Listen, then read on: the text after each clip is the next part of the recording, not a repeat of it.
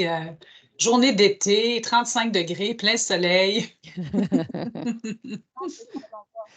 Blague à part, on est content de vous avoir avec nous. On va vous demander, avant de débuter, juste de mettre vos micros en mode sourdine, s'il vous plaît, pour la qualité sonore de notre présentatrice. Et comme il est 11h30 et qu'on a à cœur de maximiser notre temps et surtout de ne pas le dépasser pour vous permettre de vaguer à vos activités régulières, ben, on va débuter la présentation tout de suite.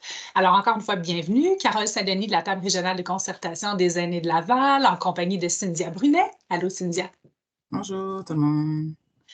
Alors aujourd'hui, on a le plaisir de recevoir Sandra Blair, qui est la coordonnatrice d'équipe pour la région de Laval des Petits Frères, donc les Petits Frères de Laval, qui va venir vous présenter l'offre de services, d'activités, bref, vous parler de cet organisme-là qui est bien implanté quand même dans la région et qui a une mission fantastique. Alors Sandra, merci beaucoup d'être avec nous aujourd'hui et sans plus tarder, bien, on te laisse la parole en rappelant que la période de questions va suivre à la toute fin, donc on aura un beau 10 minutes de questions qu'on vous invite à inscrire au fur et à mesure dans le clavardage et que le tout est enregistré, qui sera disponible sur l'intranet et la chaîne YouTube de la table. Alors, à toi, ma belle Sandra.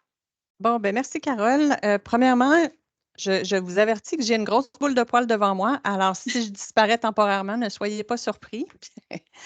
Elle veut absolument participer, puis il n'y a pas moyen il y a pas moyen de faire changer d'idée. Alors, voilà. Les Petits Frères de Laval, c'est les Petits Frères, au fait, en tant qu'organisme, est d'origine française. C'est un organisme qui est né en 1946 à Paris, après la Deuxième Guerre mondiale, où il y avait ça a été noté qu'il y avait un grand besoin chez les aînés, justement, qui avaient perdu souvent leurs enfants pendant la guerre et qui n'avaient personne. L'organisme s'est implanté en tant que les Petits Frères des pauvres au Québec en 1962. Donc, ça fait quand même 60 ans là, qu'on est au Québec. Ça fait 12 ans qu'on est à Laval spécifiquement. Petits à côté, là, on a 12 régions du Québec qui sont couvertes par des bureaux des Petits Frères. Et en 2023, on a changé notre look. Alors, avant, on avait un logo vert et jaune flashant. Maintenant, c'est plutôt une couleur un peu plus aubergine, là, si on veut.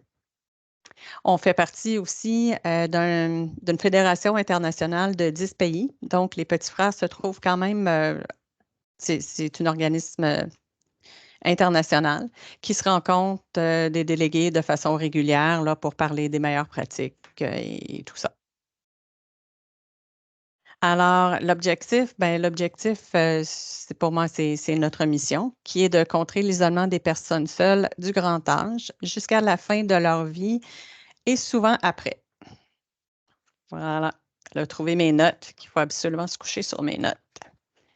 Alors, la clientèle ciblée, âgée de 75 ans et plus, évidemment, si la personne a des problèmes d'autonomie ou de mobilité, puis elle a 72 ans, on ne la refusera pas si c'est une personne qui est seule et isolée. Être sans famille, sans lien affectif ou contact social significatif. Donc, les gens qui ont 4 enfants puis qui viennent les visiter à chaque semaine, on considère qu'ils ont quand même un assez grand réseau. Cependant, s'ils ont des enfants, mais les enfants vivent à l'étranger, là, c'est autre chose. Là, à ce moment-là, on considère qu'ils peuvent être isolés et puis on va aller les évaluer. On va probablement les accepter. Les gens, normalement, vivent soit à domicile dans leur maison, une résidence, une RPA, un CHSLD. On les accepte un peu partout là, en ce qui est de la résidence. Et je le mentionne parce qu'il y a des gens qui croient qu'on ne va pas dans les CHSLD, mais ce n'est pas le cas. On accepte la personne, peu importe son passé, sa situation financière. Si c'est quelqu'un qui a eu, par exemple, des problèmes de jeu, des troubles d'alcool, on en a. Souvent c'est ce qui arrive. C'est ces gens-là qui se ramassent isolés parce que leurs enfants, à un moment donné, ont dit c'est assez, puis ils ont coupé les ponts.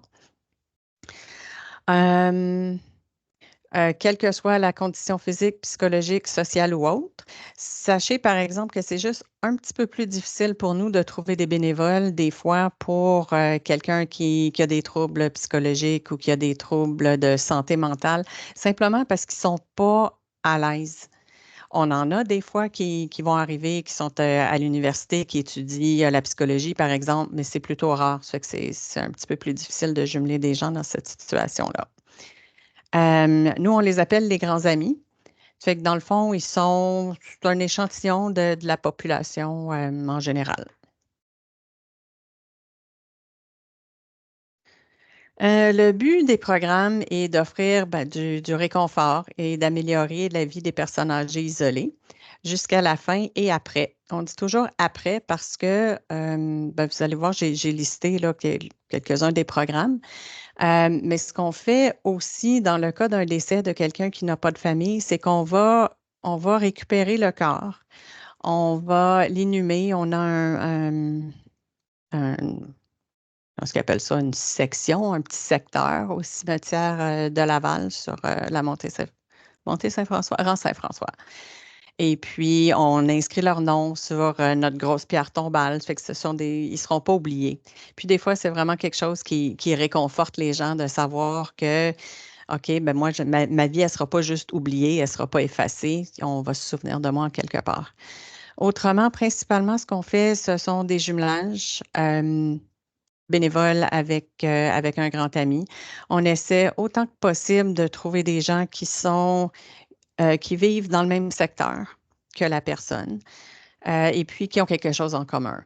Évidemment, si le grand ami n'est pas à l'aise avec des hommes, par exemple, parce que ça nous arrive, des hommes qui ont subi des traumatismes et puis ils ne veulent pas être seuls avec un autre homme, ben à ce moment-là, on va trouver une femme et puis fumeur, non-fumeur, des choses en commun comme ça.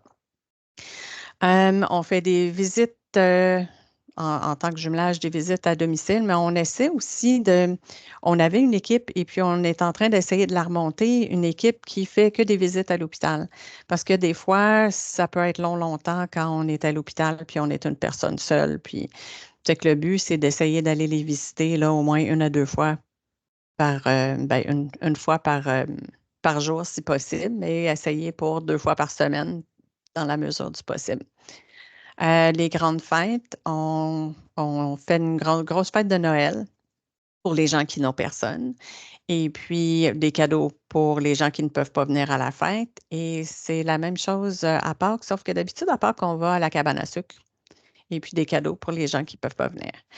On a une maison de vacances qui est plutôt comme une petite auberge.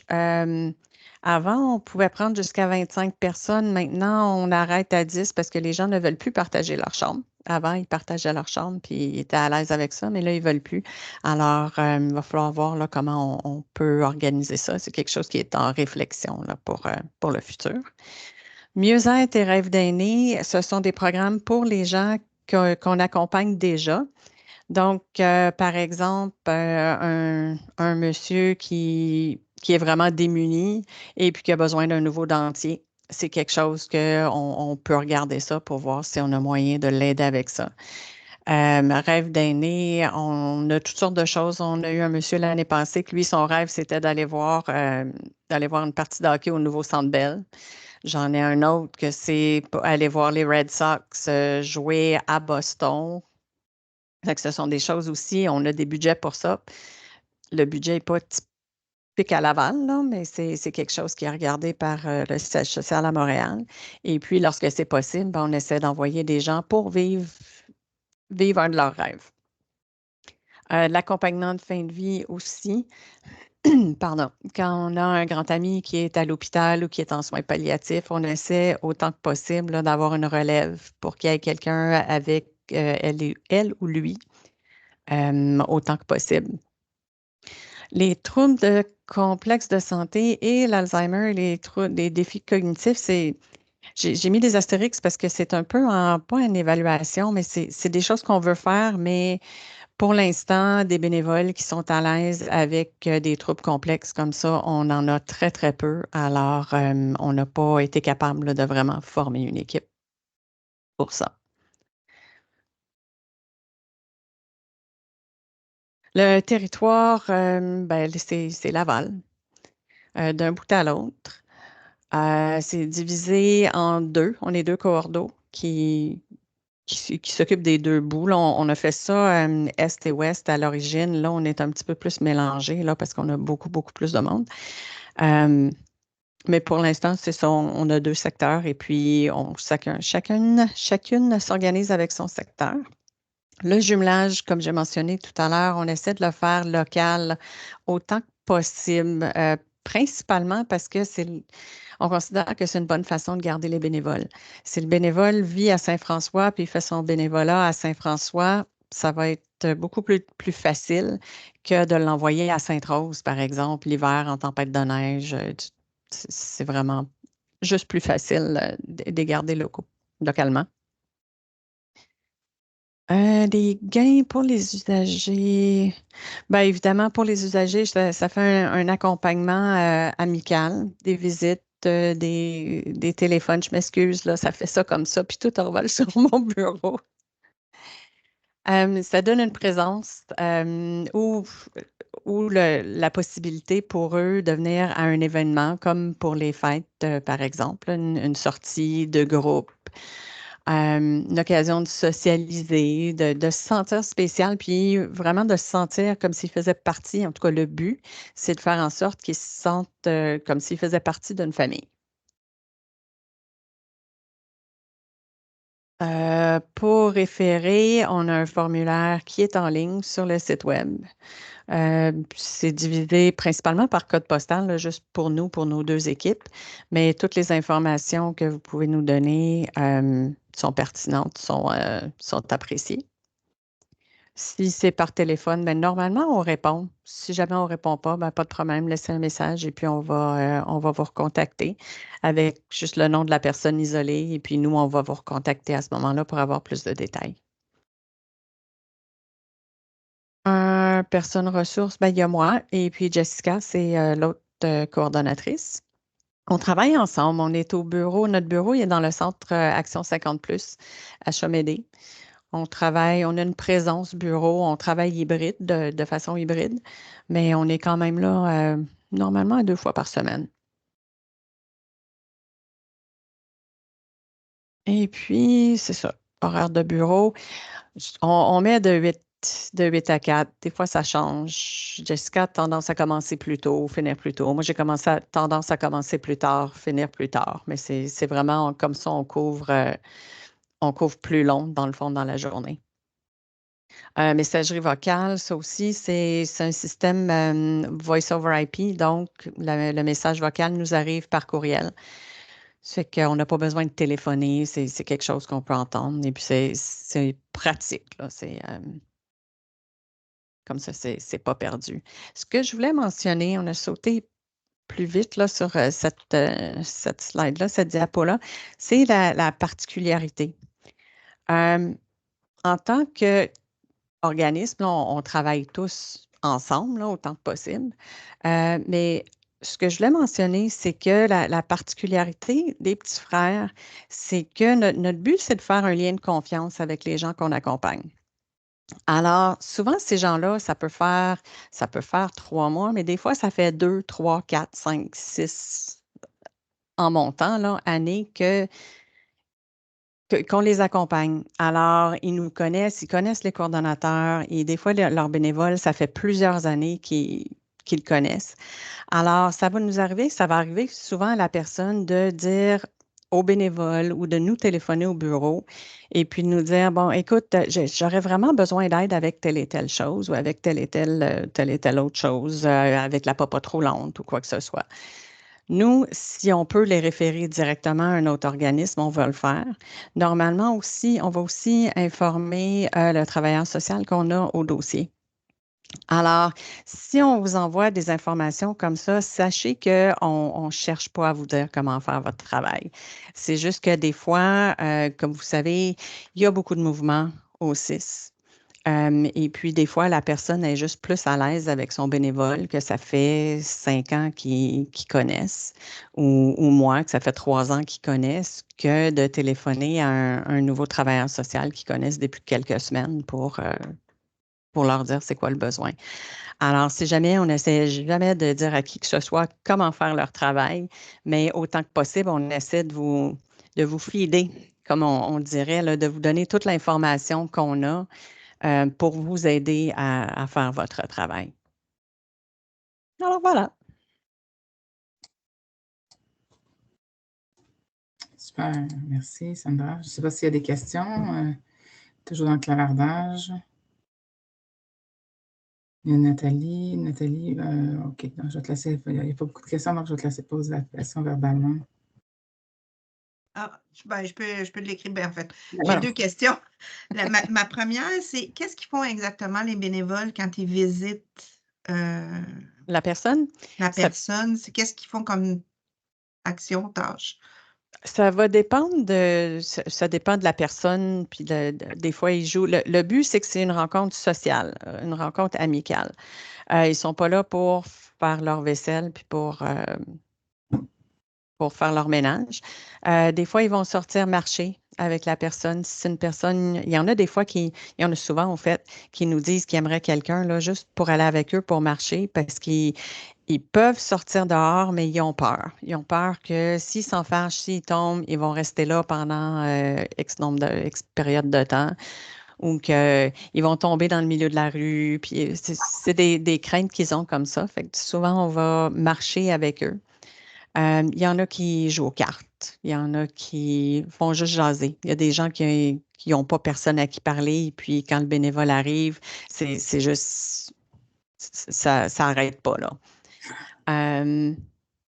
Ça dépend vraiment là, de la personne et puis ce qu'elle aime faire, puis ce qui l'intéresse.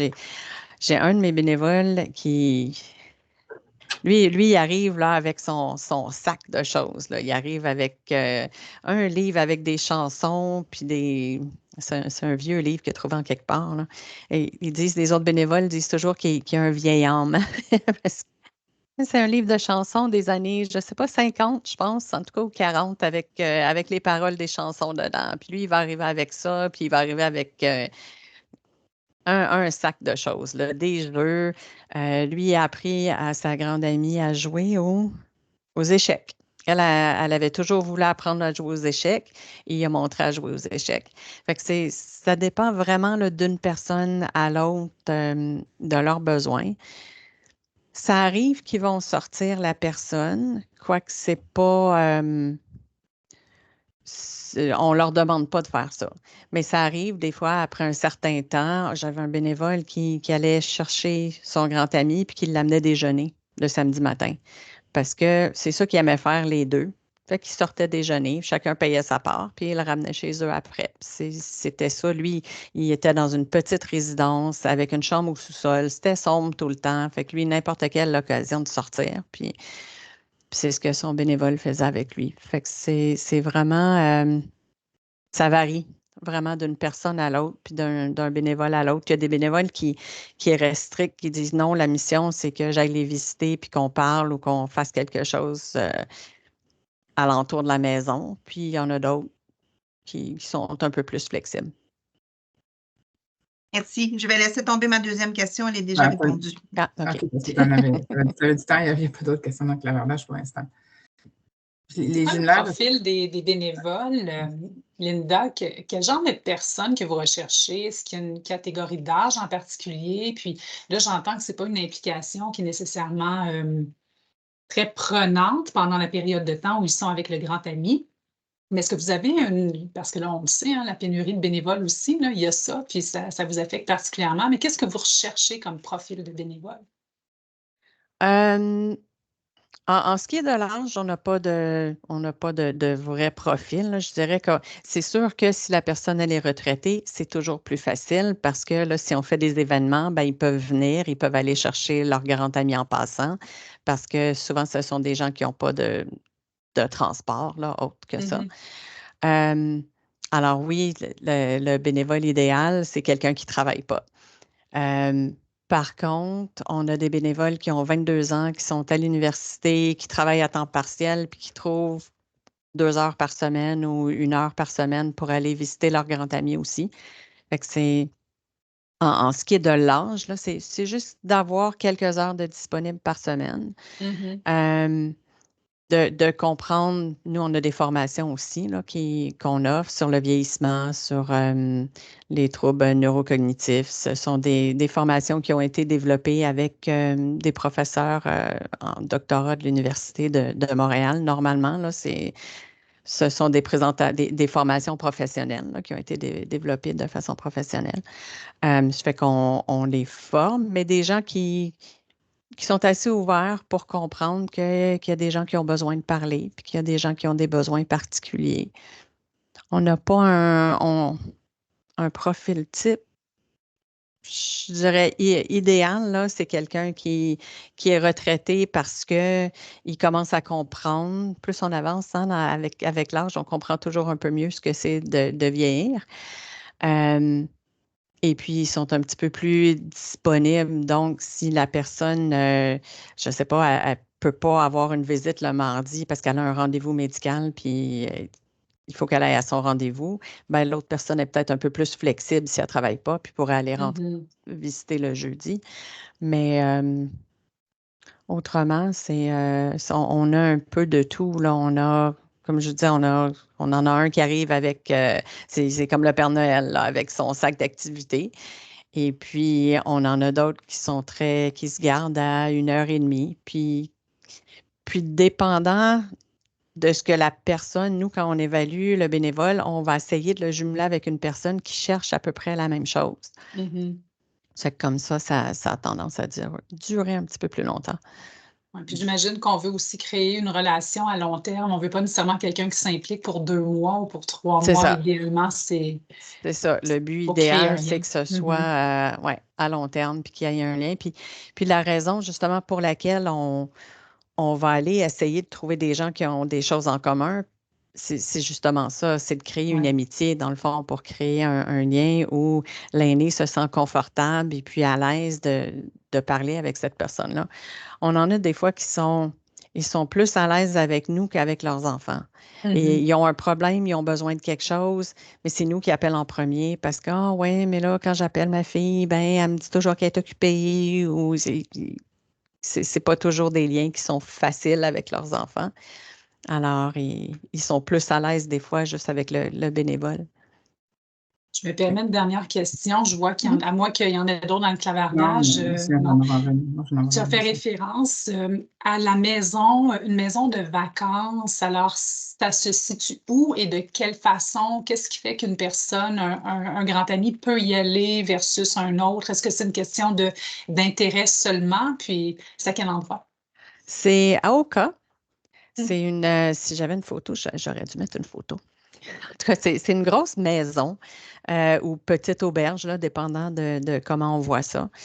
On n'a pas de service à temps plein qui sont là. Donc, il y a une préposée qui est là le matin pour aider les gens avec l'aide au bain. Et puis, il y a quelqu'un qui s'occupe, là, c'est de la médication, en autant que ce soit quelque chose qui peut être donné oralement. Là, on n'a pas personne. En tout cas, il y a la préposée le matin, mais s'ils ont besoin d'injection le soir, puis ils ne sont pas capables de se le donner eux-mêmes, à ce moment-là, on ne peut pas les aider. Les gens autonomes, semi-autonomes, c'est fait pour des gens même en fauteuil roulant. Alors, on a 1, 2, 3, je crois qu'il y a 6 chambres à l'étage à l'entrée. Là, on a des rampes pour passer d'une pièce à l'autre. C'est vraiment fait pour tout le monde. Ce qui est en ce moment, au fait, à Laval, notre plus gros problème, c'est de trouver des gens qui veulent y aller. C'est toujours les mêmes qui veulent y aller. Une fois qu'ils sont allés, ce qu'on a commencé à faire, au fait, c'est de les envoyer en pique-nique. Donc, on fait un pique-nique l'été, puis on invite ceux qui ne sont jamais allés. Puis là, l'année prochaine, quand on les invite en séjour, là, c'est ah oui, c'est où? Ouais. Mais juste les inviter en séjour, c'est souvent ah, ben, j'aime pas ça découcher. Le problème, il est plus à ce niveau-là. Il y en a qui sont allés à chaque année pendant des années, puis maintenant, c'est juste qu'ils ne veulent plus découcher. Ça crée une petite anxiété. Voilà. Ça, c'est une petite. C'est ça, une photo. Ça, c'est vu de la salle à manger, je pense. Wow. Quand même, c'est beau, hein?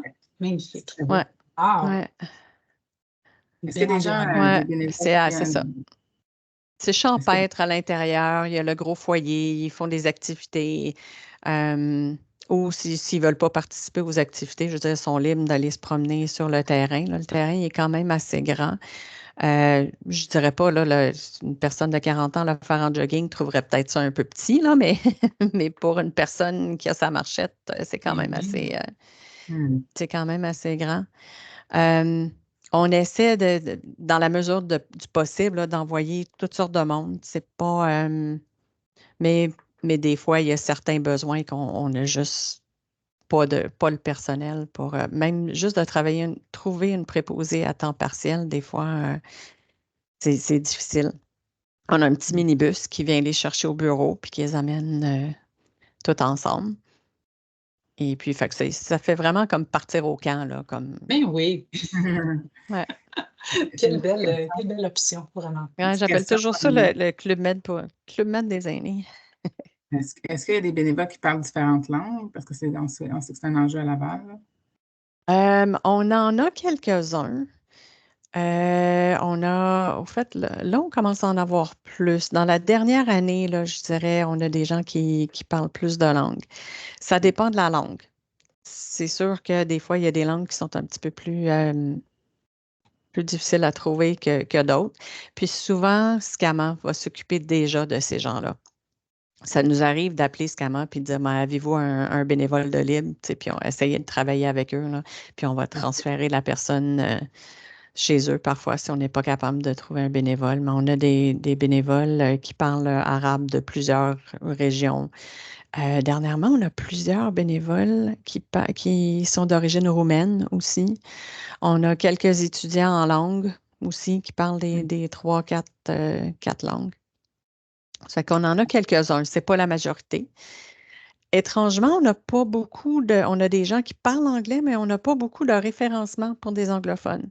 Fait que ça, je sais pas si c'est parce que leur communauté s'occupe d'eux ou si ce sont des gens qui sont plus autonomes et puis ils vont chez Agapé.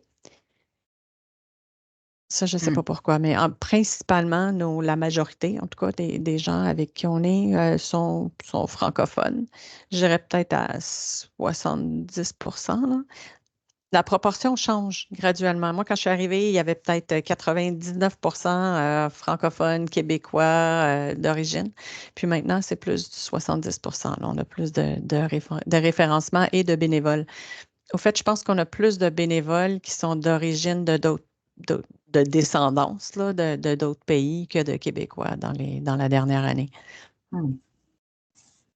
Excellent. Je pense qu'il n'y a pas d'autres questions dans le clavardage. Merci beaucoup. Sandra. Ça a été vraiment intéressant, comme toujours. Et puis, si on a des questions supplémentaires ou référencement ou besoin d'informations, on peut t'appeler au Petit Frère de Laval. Absolument. Merci encore. Absolument. Et puis, merci de votre présence dans 2 semaines, soit le 22 mai. C'est le groupe de loisirs La Relance qui viendra vous parler de leur offre de service. Bon midi. Merci beaucoup. Tout le monde. Bon appétit. Bye bye.